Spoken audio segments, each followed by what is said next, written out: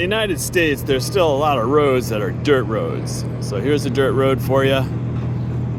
And there used to be a line of trees on that wall, by the way, but they've been removed one by one, and we're seeing some moved out there. But we're talking about dirt roads right now. And here, this dirt road is here. They get kind of dusty. Some of them are dust, dirt roads, literally dirt, turns into a lot of dust. And clay roads like this one, there's some cement over there. So in order to deal with the dust, municipalities get themselves some water to spray on the ground. And sometimes it's not always just water. It could have salts within it, different kinds of salts. They buy certain mixtures that come, and they use primarily brine mixtures. And what are brine mixtures? Well, brine mixtures are mixtures of water with salt in them. And you know where they come from? They come from, a lot of times, from wells, from oil wells, and from other kinds of wells, because here in Michigan, large corporations that make chemicals go down in the ground and they pull out all these different clays and oils and things like that and turn them into all different things like dyes and colors. And the things that are left over, sometimes they inject them back into the earth, but at other times they use them to spray on the ground.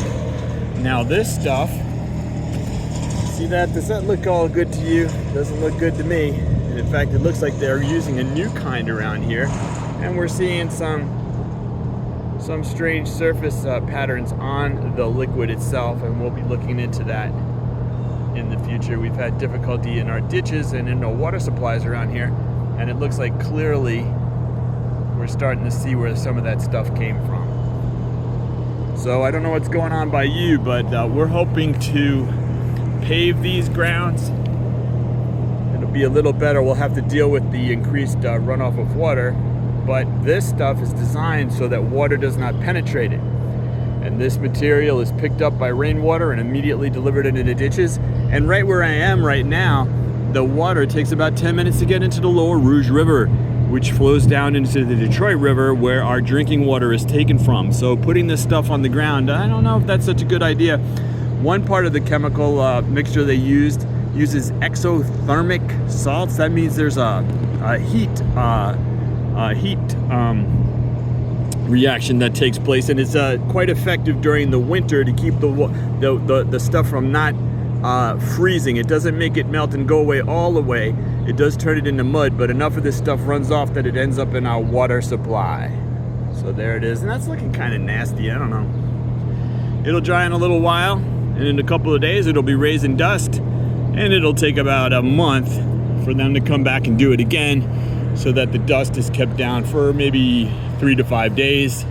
So you're talking about not quite what we would say to be a efficient use of money or use of this very strange chemical. I mean, the guys that have all this waste chemical, this is an easy way for them to get rid of it. They just sell it, and people spray it on the ground. Look, they can't, if they tried to spray this stuff on their own land and evaporate it in the air, they'd have to pay big bucks. But because they sell it and spray it on the roadways, hot diggity dog. In any case, we got some problems to work out, and here's one of them right in front of us, under our feet. I love it.